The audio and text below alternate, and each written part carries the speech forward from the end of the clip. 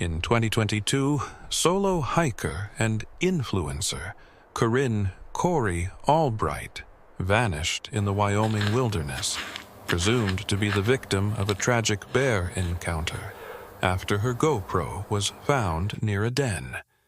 For her older brother Sterling, a disgraced audio forensics analyst, the official story never added up. 2 years later, obsessively replaying the camera's final horrific moments, he isolates a faint high-frequency pitch in the audio just before the attack, a sound that wasn't a growl, but a signal, turning his sister's tragic accident into a calculated murder.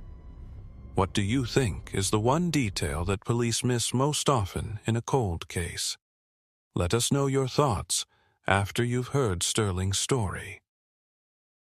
The silence in Sterling's apartment was a physical thing, thick and heavy, like the dust that coated his high-end audio equipment. For 2 years, this silence had been his only companion, a constant reminder of the vibrant, laughing voice that used to fill it. His sister, Corey, was gone, and the world had moved on, content with the simple, brutal story of a woman and a bear. But Sterling couldn't move on. He'd lost more than his sister. He'd lost himself. His job with the State Police Forensics Lab, a position he'd cherished, was a casualty of his own obsessive nature. He'd pushed too hard on a different case, bent too many rules, and earned himself a dismissal for insubordination. Now, that same obsessive focus was all he had left, and it was aimed squarely at the hole in his life his sister's disappearance had left behind. He was a man adrift, haunted by the guilt that if he'd been a better brother, less consumed by his work, maybe she wouldn't have been out there alone.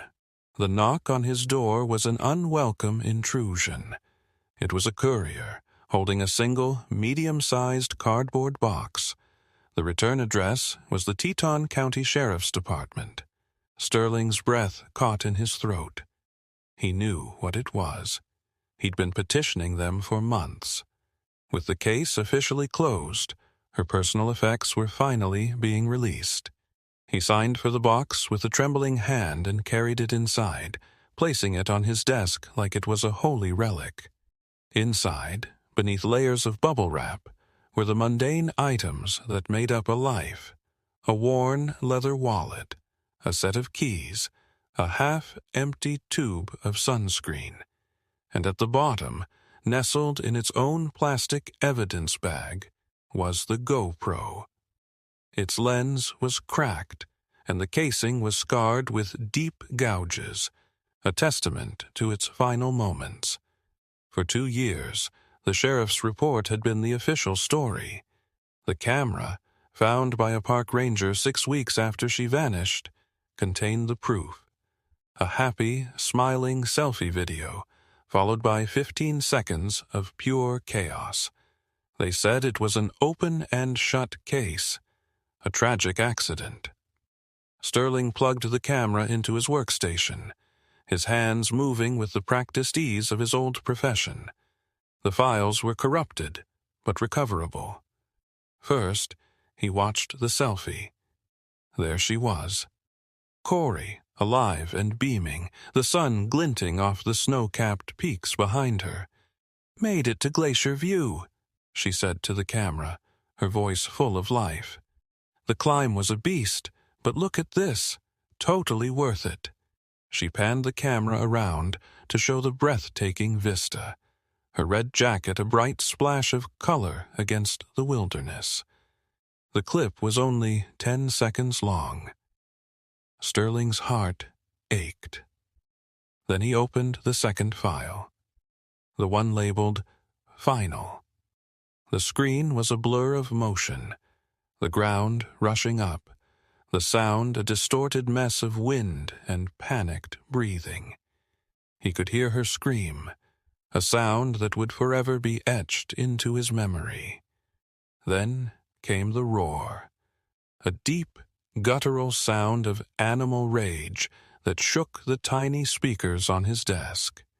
The video ended abruptly as the lens was crushed. He sat back, his chest tight. This was the moment that had defined the last 2 years of his life. The moment the world decided it knew what had happened. But Sterling knew sound in a way others didn't. He saw it as a landscape, full of peaks and valleys that told a story. He put on his professional-grade headphones, closed his eyes, and began to work. He looped the 15 seconds of audio, listening to it again and again. He started stripping away the layers, isolating frequencies, filtering out the ambient noise of the wind and the rustle of leaves. He was looking for anything, a voice, a footstep, anything to prove she wasn't alone. Hours passed. The sun went down, and the city lights began to glow outside his window. But Sterling was lost in his world of sound. He enhanced his sister's breathing, the frantic, terrified gasps. He amplified the bear's roar, charting its frequency and amplitude. It was a textbook grisly aggression pattern. Then, just as he was about to give up for the night, he saw it. On the spectrogram, a visual representation of the sound, there was a ghost.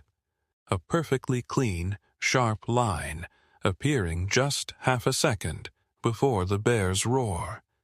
He isolated the frequency. It was a high-pitched sine wave, pulsing at around 25 kilohertz. It was almost completely outside the range of human hearing, an ultrasonic pitch, but it was well within the hearing range of a bear. The pulse repeated 3 times in quick succession. It wasn't random noise. It was a signal. It was the distinct audio signature of an ultrasonic animal agitator, a device used by some extreme wildlife photographers to provoke an animal into an aggressive posture for a more dramatic shot. It wasn't a deterrent designed to scare an animal away. It was a weapon designed to make one attack. Sterling ripped off his headphones, his heart hammering against his ribs. The official story was a lie. Someone had been standing right there with his sister. They had pointed a device at a wild animal and turned it into a murder weapon. Corey hadn't stumbled upon a bear. She had been led into a trap. The next morning, Sterling's grief had been forged into cold, hard purpose. He needed to know who was on that mountain with his sister. The police report was a dead end. It listed only Corey's solo hiking permit and detailed the ranger's discovery of the camera. So he turned to the only other witness he had, Corey's life as an influencer. He found her old laptop in a box in her closet and managed to guess the password. He logged into her social media accounts, the pages now frozen in time, serving as digital memorials. He went to her last post, a photo of her boots at the trailhead, posted the morning she began her hike. The caption read, "Into the wild for a few days. Wish me luck."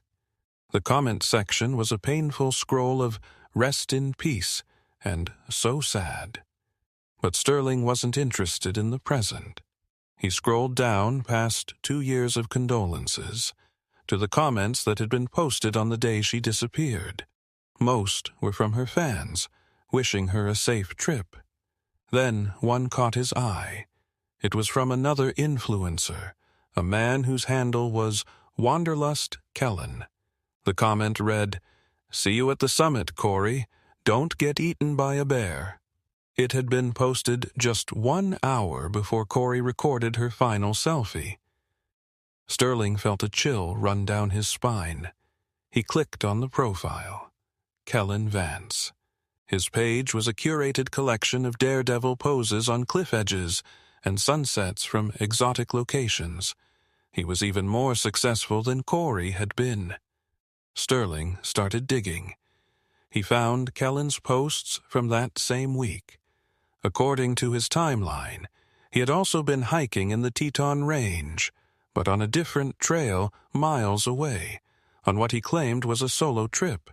His post from that day, a picture of him looking out over a valley, had gone up late in the evening, hours after Corey was already gone. In the official investigation, the police had questioned Kellen about his comment. He'd told them it was just a terrible, unfortunate coincidence, a bit of dark humor between friendly rivals. The police had bought it. But to Sterling, it was no longer a coincidence. It was a lead. He searched for any connection between them beyond a simple rivalry. He found it in an archived press release from an outdoor gear company called Summit Tech. The press release, dated 1 month before Corey's death, announced the 2 finalists for a massive sponsorship deal.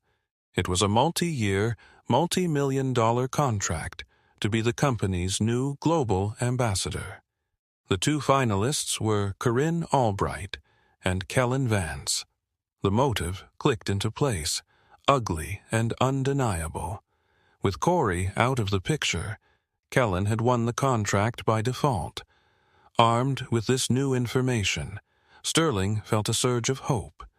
He compiled everything into a neat digital folder: the isolated audio file of the ultrasonic pulse, the screenshot of Kellen's comment, the press release about the sponsorship.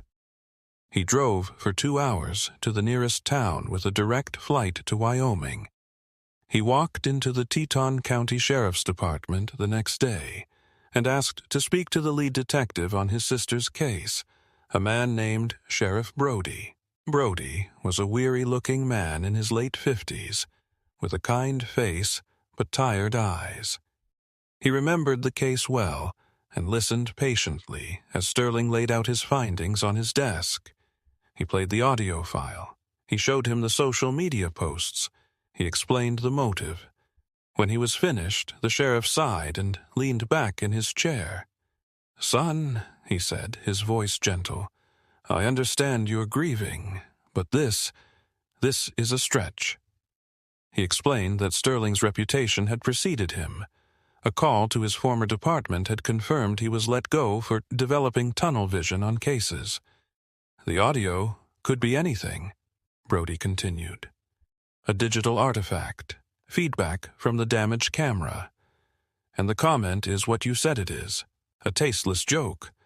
Kellen Vance had an alibi. His trail permit and the photos he posted put him miles away from your sister. I can't reopen a closed case based on this." Sterling felt the hope drain out of him, replaced by a familiar bitter frustration. He was on his own. He walked out of the station and back into the harsh Wyoming sun, feeling more alone than ever. But as he drove away, his mind was already working. If the police wouldn't help, he would have to find the proof himself. He needed to connect Kellen Vance to that specific ultrasonic device. Back in his hotel room that night, he became a hunter. He researched every brand of ultrasonic animal agitator on the market. He found that the precise 25 kilohertz frequency was the signature of a niche, high-end device called the Beast Pro. It was marketed to a very small community of extreme wildlife photographers. It wasn't something you could buy at a sporting goods store. Through a contact from his old police days, a man who owed him a favor and operated in the gray areas of data privacy, he managed to get access to Kellen's credit card statements from the month leading up to the trip. He scanned through pages of transactions for gear, flights, and hotels. And then he found it. 3 weeks before my sister's death, Kellen Vance had made an online purchase from a specialty photography store based in Salt Lake City. The item purchased was one Beast Pro. Sterling now had the motive and the means. All he needed was to definitively place Kellen at the scene of the crime. The sheriff had said Kellen's photos proved he was on a different trail. Sterling knew how easily photos could be faked or timestamps altered. He needed something from Corey's camera, something undeniable. He went back to the 10-second selfie video. He played it over and over, frame by agonizing frame. Corey pans the camera from her face to the landscape and back again. He watched her every movement, every flicker of light. He focused on the tiny details, the way the wind moved her hair, the reflection of the sun on her sunglasses. And then he saw it. It was in the first 2 seconds of the clip, as she was turning the camera toward the view. For a fraction of a second, the sun caught the small metallic zipper pull on the front of her red jacket. Inside that tiny polished surface was a distorted reflection of the scene behind her. It was blurry and warped, almost meaningless, but Sterling had access to enhancement software the sheriff's department could only dream of. He isolated the frames, stabilized the image, and began the slow, painstaking process of de-blurring and correcting the distortion. After hours of work, an image began to emerge from the noise. It was the figure of a person, standing partially hidden behind a cluster of pine trees about 50 yards away. The figure was too blurry to identify a face, but one detail was perfectly clear. The person was wearing a bright, unmistakable orange beanie. Sterling's hands flew across his keyboard. He pulled up Kellen Vance's Instagram page again, scrolling back 2 years to the photo he had posted from his solo hike on that fateful day. There he was, Kellen, smiling for his camera, looking out over a valley. And on his head, standing out against the green and brown of the wilderness, was the exact same bright orange beanie. Sterling finally had it. He had the proof. He had the killer. Now, he had to decide what to do with it. The police had already turned him away once. He knew if he went back with just a blurry reflection and a credit card charge, they could dismiss it again. He needed more. He needed a confession. He crafted a plan, one that was reckless and dangerous, one that his old police captain would have fired him for all over again.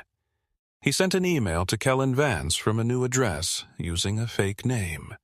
He introduced himself as a freelance journalist wanting to do a feature story for a major outdoor magazine. The topic, the Summit Tech Ambassadorship, a story of triumph and tragedy.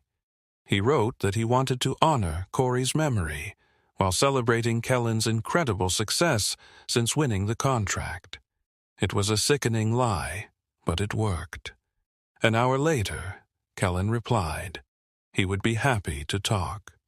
They agreed to meet at a quiet coffee shop in Boulder, Colorado, where Kellen lived. 3 days later, Sterling sat across a small table from the man who had murdered his sister. Kellen was just as he appeared online, confident, charming, and charismatic. He spoke eloquently about his love for the outdoors and his passion for adventure. He even spoke about Corey, his voice full of practiced sympathy. She was a real talent, Kellen said, shaking his head sadly. A true competitor. Her death was a loss for our whole community. Sterling kept his expression neutral, recording the conversation on his phone. He asked about the sponsorship, about Kellen's career. Then he steered the conversation to the Wyoming trip. It must have been hard, Sterling said, knowing she was in the same park when she died. Kellen's smile tightened slightly. Yeah, it was surreal. I was miles away, on the Tumble Creek Trail.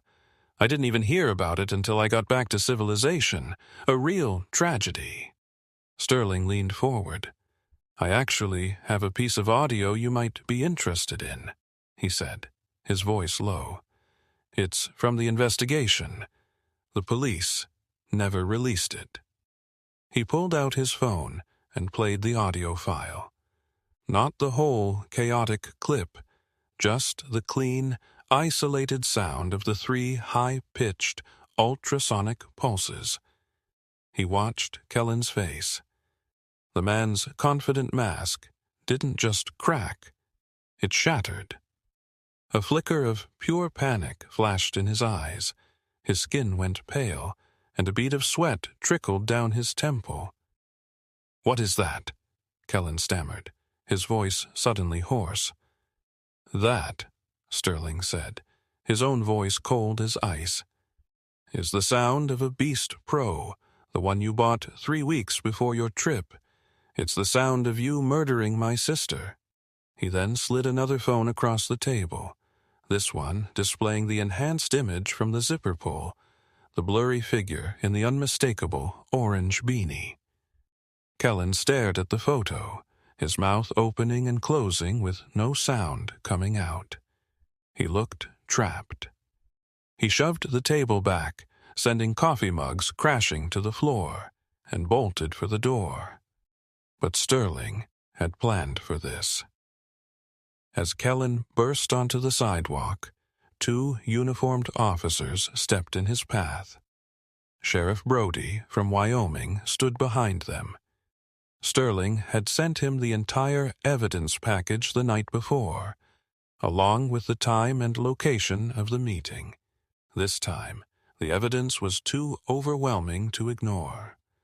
Faced with the audio, the receipt, the photo, and Sterling's recorded confrontation, Kellen Vance confessed everything right there on the sidewalk.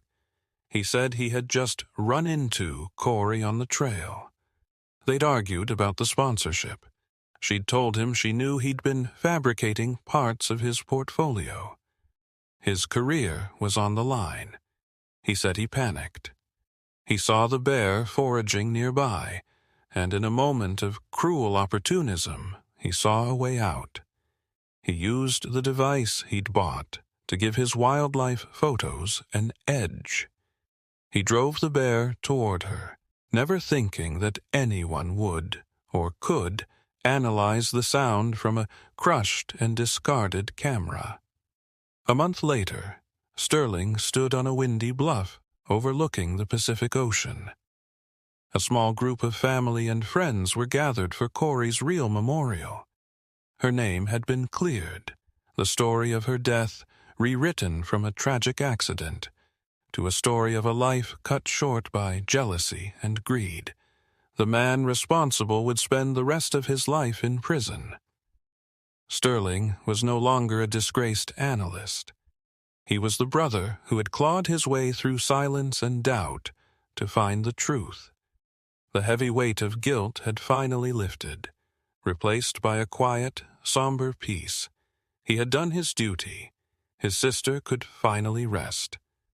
What do you think is the strongest motivator for someone to commit such a desperate act? Greed for money and fame, or the fear of being exposed as a fraud?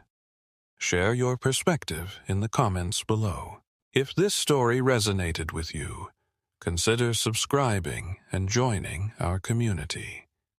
We explore the hidden details and unanswered questions that often get left behind.